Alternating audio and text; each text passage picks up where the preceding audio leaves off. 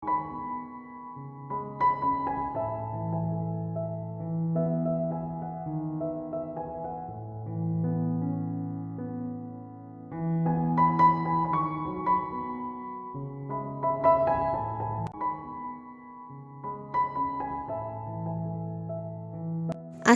আলাইকুম।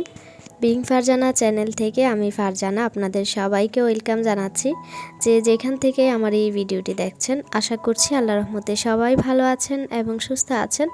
আমরাও বেশ ভালো আছি আলহামদুলিল্লাহ। আজকের ভিডিওটি শুরু করেছি আমার ছাদের গাছগুলোকে দেখিয়ে। আসলে আমি ছাদে এসেছি, তো এসেছি যখন গাছগুলোকে একটু দেখে যাই। আর এই গাছটা হচ্ছে আমার একেবারেই নষ্ট হয়ে গেছে। এটার সাথে আমি লাগিয়েছি এই টমেটো গাছটা, দুইটা একসাথেই লাগিয়েছি। আর এই গাছে মাশাআল্লাহ টমেটো ধরেছে, অথচ ওই গাছটা কিন্তু একেবারেই শুকিয়ে গিয়েছে, যেন পাতাগুলো একটু কুঁচকে গেছে। আর এই যে মিষ্টি কুমড়াটা দেখতে পাচ্ছেন, এইরকম কিন্তু প্রায় অনেকগুলো মিষ্টি কুমড়ার ছোট ছোট কড়া এসেছে, কিন্তু এগুলো পরবর্তীতে নষ্ট হয়ে যায়। আর অনেক শখের একটা জিনিস, সেগুলো হচ্ছে সিম। এই সিম গাছ যখন লাগিয়েছিলাম, ওর বাবা বলেছে এটা হবে না, সব তুলে ফেলে দাও। তারপরও আমি একটা গাছ শুধু রেখেছিলাম, আর একটা গাছে এখন ফুল এসেছে। তো অবশেষে মনে হলো যে সার্থক হয়েছে, যে ফুল যেহেতু এসেছে, ফল ধরুক আর না ধরুক। এই তো মোটামুটি গাছগুলোকে দেখে নিয়েছি। এর জুতাগুলো আমি রোদে শুকানোর জন্য ছাদে এসেছি। আর আমরা যেহেতু বেড়াতে যাব, শুধু আমরা না, এই ডিসেম্বর মাসে সবাই মোটামুটি বেড়াতে যায়। তো দেখা যায় যে কাপড় চোপড় থেকে শুরু করে জুতা, ঘর দুয়ার সব কিছুই কিন্তু একটু পরিষ্কার পরিচ্ছন্ন রেখে যায়, কেননা বাইরে থেকে ঘুরে এসে এ সমস্ত কাজে আর মন বসে না। তো এক্ষেত্রে দেখা যায় যে গৃহিণীদের ওপর একটা চাপ পড়ে যায়। তো মোটামুটি কয়েকদিন ধরেই অনেক রকমের কাজগুলো সেরে নিচ্ছি। তো আজকে বাচ্চাদের জুতা ধুয়ে দিলাম, সাথে আমাদেরগুলোও ধুয়েছি। আসলে আমরা গত বছর যেগুলো কিনেছিলাম সেগুলো কিন্তু এখনও মোটামুটি ভালোই আছে। আর অত বেশি তো আর সবসময় তো আর এক জুতা পরা হয় না, এই জন্য এগুলো অনেক ভালো আছে। তো যার কারণে এগুলো একটু ধুয়ে দিয়েছি, পরিষ্কার হয়ে গেছে। আর এখানে কাপড়গুলোকে এভাবে করে গুছিয়েছি, দেখতেই পাচ্ছেন। যেটার সাথে যা পরা হবে আর কি, যেই প্যান্টের সাথে যে জামাটা পরবে, এগুলো সুন্দর করে গুছিয়ে নিয়েছি। এতে করে বাচ্চাদের ড্রয়ারটা একটু এলোমেলো কম হবে, আর ওরা সব কিছু কিন্তু একসাথে গুলিয়ে ফেলবে না। ওদের পছন্দ মতো জাস্ট একটা টান দিয়ে বের করলেই হয়ে যাবে। আমি অনেকভাবে দেখেছি বাচ্চাদের ড্রয়ার গুছিয়ে রেখে, আসলে কোনোভাবেই একেবারে নির্ভুলভাবে ড্রয়ারগুলো গুছানো থাকে না। কখনো না কখনো দেখা যায় যে 2 দিন বা 3 দিন বা 4 দিন বা 1 সপ্তাহের ব্যবধানে ড্রয়ারগুলো কিন্তু আবার এলোমেলো হয়ে যায়। সেই আগের প্রসেসে এগুলো গুছিয়ে নিতে হয়। এভাবে করে বাচ্চাদের কাপড়গুলো গুছিয়ে নিয়েছি, তবে আমাদের কাপড় কিন্তু এভাবে গুছাইনি, শুধু বাচ্চাদেরগুলোও গুছিয়ে নিয়েছি। আর এই ড্রয়ারটা দেখতে পাচ্ছেন, এগুলো খুব সুন্দর করে পরিষ্কার করে নিয়েছি, তবে কিছুটা দাগ রয়ে গেছে। এগুলো কিন্তু ময়লা না, যতটা সম্ভব পরিষ্কার করে নিয়েছি। আর নিচে কোনো কাপড় দেইনি, কেননা এখানে দেখতে পাচ্ছেন নিচে বাতাস আসা যাওয়ার জন্য জায়গা করা আছে, সে কারণে আমি আর কাপড় দিয়ে এই জায়গাটুকু বন্ধ করে দেইনি। আমার এই সাধারণ কাজকর্মের ভিডিওগুলো যদি আপনাদের কাছে ভালো লেগে থাকে, তাহলে প্লিজ একটা লাইক দিতে ভুলবেন না। আর চাইলে চ্যানেলটি সাবস্ক্রাইব করে আমার পাশেই থাকতে পারেন। পাশে থাকা অল অপশনটি অবশ্যই প্রেস করে রাখবেন, এতে করে আমি কোনো নতুন ভিডিও ছাড়ার সাথে সাথে আপনারা নোটিফিকেশন পেয়ে যাবেন।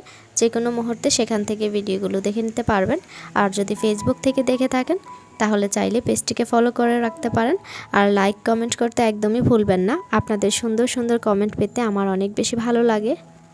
এই তো কথায় কথায় এভাবে করে গুছিয়ে নিয়েছি আমি চেষ্টা করি প্রতি সপ্তাহে একবার করে বাচ্চাদের এই ড্রয়ারটা গুছিয়ে নিতে। এভাবে করে গুছালে হয় কি, এক পাশে আরিয়ানার আর এক পাশে জারারটা গুছিয়ে নিয়েছি, তাহলে ওরা বুঝতে সুবিধা হয় কোথায় কোন কাপড়টা আছে, বাইরে থেকেও দেখা যায়। আমি যেহেতু সবসময় চেষ্টা করি বাচ্চাদেরকে একই রকম কাপড় পরার, একই রকম না হলেও কিছুটা কাছাকাছি, আমার কেন জানি বেশ ভালোই লাগে বাচ্চাদেরকে এভাবে করে মানে গুছিয়ে বা পরিপাটি করে রাখলে। তো এই কারণে আমি কিছু সোয়েটার বা কিছু ড্রেস একই রকম যখনই পাই তখন কিন্তু কিনে নেই। তো একই রকম কিনি, তো চেষ্টাও করি একই দিনে পরাতে ওদেরকে। সে কারণে আমি দেখতে পাচ্ছেন দুইটা ড্রেস একসাথে আমি এভাবে করে ড্রেস বলছি সোয়েটারগুলো এভাবে গুছিয়ে নিয়েছি। আর এখানে দেখতে পাচ্ছেন দুইটাই রেড, আর রেড কালারগুলো কিন্তু আমি এভাবে করে সুন্দর করে গুছিয়ে নিয়েছি। আসলে যেভাবেই গুছাই না কেন আমরা আমাদের ড্রয়ারের জায়গা অনুযায়ী এবং কতটুকু স্পেস থাকে অথবা জামা কাপড়ের, এই যে দেখতে পাচ্ছেন কাপড়গুলো কিন্তু অনেক ভারী, তো এগুলো জায়গা হবে কিনা কিভাবে রাখলে সুবিধা হবে সে অনুযায়ী কিন্তু গুছিয়ে নিয়েছি। আর প্রত্যেকটা কাপড় চেষ্টা করি বাচ্চাদের কাছাকাছি রাখার, এতে করে আমাকে ছাড়াও বাচ্চারা নিজেরাই পড়তে পারবে। দেখা যায় যে একটা সময় গিয়ে বাচ্চাদেরকে হাতে ধরে সব কিছু করে ওদেরকে শেখাতে কিন্তু ভালোও লাগে না, অনেক সময় টায়ার্ড থাকি। মাঝে মধ্যে বলি যাও এখানে ওটা আছে এটা নিয়ে পড়ে ফেলো। তো এক্ষেত্রে হয় কি এভাবে গুছিয়ে রাখলে সুবিধা হয়। এখানে ওদের স্কুলের যে ইসিএ ড্রেসগুলো আছে সেগুলো রেখেছি, কারণ এগুলা প্রতি সপ্তাহে একবারই লাগে। আর পাশেই আমি বেডশিটগুলো রেখেছি, যেহেতু শুধু শীতের সিজন ছাড়া গরমে কিন্তু এই ড্রয়ারটা খালিই থাকে। তো এখানে আমি বেডশিটগুলো রেখে পাশে যে জায়গাটুকু ছিল এগুলোতে আমি যেই কোলবালিশের কভার আছে সেগুলো একটু মুড়িয়ে রেখে দিয়েছি। এরপর হচ্ছে স্কুলের ড্রেসের উপরে আমি শীতের পোশাকগুলো রেখেছি, কেননা এখন পরীক্ষা শেষ, স্কুলের এই ড্রেসগুলো আর লাগবে না। এই তো এভাবে করে আমি আরও একটা ড্রয়ার গুছিয়ে নিলাম। এখানে মোট 4টা পার্ট, আর 4টা পার্টে হচ্ছে 4টা ড্রয়ার। তো একটা হচ্ছে ওদের রেগুলার ইউজের জন্য, আরেকটা তো দেখতেই পারলেন শীতের পোশাকগুলো রেখেছি, আর বাকি রয়েছে এই ড্রয়ারটা। কর্নারে কিন্তু আরও একটা ড্রয়ার আছে, সেটা আমার বোন ইউজ করে। আর এই তো এখানে হচ্ছে আমি কিছু পুরনো কাপড় শপিং ব্যাগে করে রেখে দিয়েছি যেন ময়লা না লাগে, এগুলো আসলে ইউজ করা হয় না। আর এখানে বাচ্চাদের তাওয়ালগুলো রেখেছি, আর এখানে একটা সোফার তাওয়ালও আছে। আর এই ড্রয়ারটা যেহেতু আপাতত খালি আছে, এই কারণে কয়েকদিন পরেই ওদের কমফোর্ট লাগবে, কমফোর্টের যে কাভারটা সেটা সামনেই রেখে দিয়েছি। আর আমরা যেহেতু ঘুরতে যাব কয়েকদিন পরে দেখা যাবে যে এই কাপড়গুলো আমাদের লাগবে, এই কারণে হাতের কাছেই রেখে দিয়েছি গুছিয়ে। আর এমনিতে এই ড্রয়ারটা খালিই থাকে।